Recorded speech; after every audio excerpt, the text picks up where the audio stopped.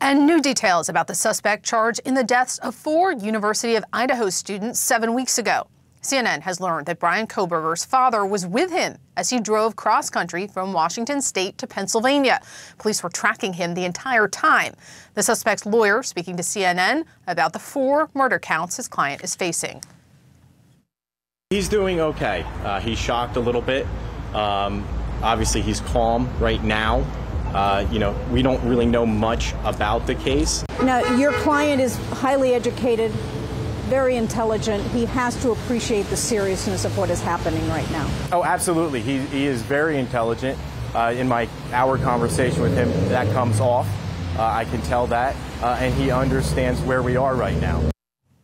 Investigators honed in on Kohberger by tracking his car and through DNA evidence, according to law enforcement sources. CNN's Veronica Miracle has more on the relief that many are feeling in Idaho. There has been such a sense of relief in this community now that the suspect has been arrested. Of course, it doesn't change the fact that 4 gruesome murders took place in this seemingly safe town, in this rural college community. But now that there has been an arrest, we have heard from people who just feel such relief. In fact, one business owner came by here to the Moscow Police Department to drop off a gift. He was so grateful. He says this community, of course, has been impacted emotionally. Everyone has been on edge for the last 7 weeks. But it's also impacted the economy. He's a business owner and his employees are students, as are most of the businesses in this town. There's other businesses who've been impacted where students have left because they just don't feel safe being in this city, and so they've been studying virtually.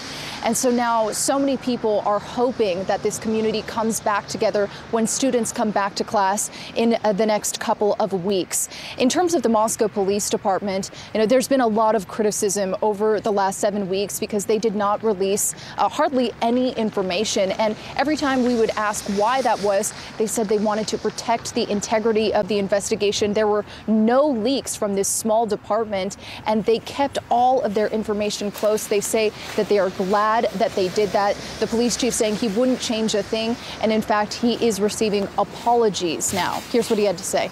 A few of them have sent me emails, some apologizing. We're a pretty humble group here, and we know that people are going to be watching what we're doing, and some of that is criticism. And we have a job to do. We continue to do it, and it does feel good to. We held everything close for a long time, and we did it for the reason that we've stated.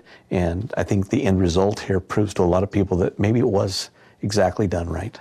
Bryan Kohberger remains in Pennsylvania right now, but he has an extradition hearing coming this Tuesday. His public defender has told CNN that he is going to waive his right to that extradition hearing, and so he could be back in this state as early as Tuesday. I asked the police chief how long that process will take. He says it could be a couple of days. It could be as early as Tuesday. When he arrives back here, he will go to the Latah County Jail.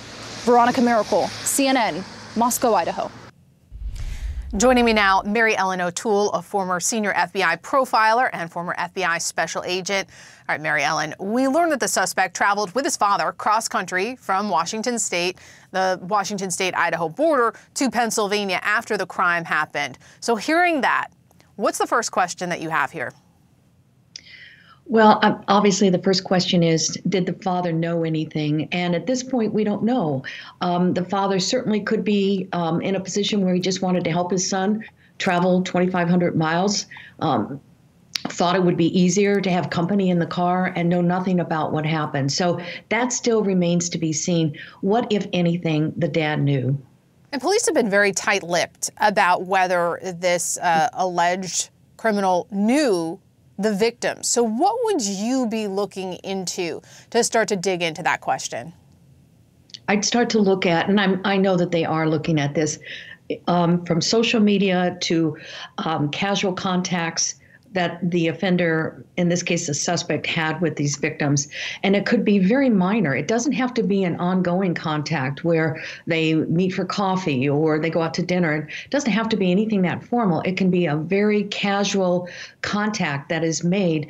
And to the victims, it would have been like, yeah, I think I saw him walking down the street. But to the offender, in this case the suspect, It could have been far more significant to include developing what we call intelligence on the victim, finding out what they're about, how they walk, what they say, what their voice sounds like. So the investigators are going to be looking for formal contacts, but also very, very informal contacts. And if you were in a room with him, sitting across from him, what kind of questions would you be asking him at this point in the investigation? You know what? That's such a great question. And I would not be asking him any questions. I would simply be in there and I would be listening. And I would ask him to tell me about himself. Tell me about everything about you. Tell me about what makes you tick. Tell me about what you're studying. Tell me why you're interested in the criminal mind. And then I would listen. I would not be asking questions. Mary Ellen O'Toole, great insight. Thank you.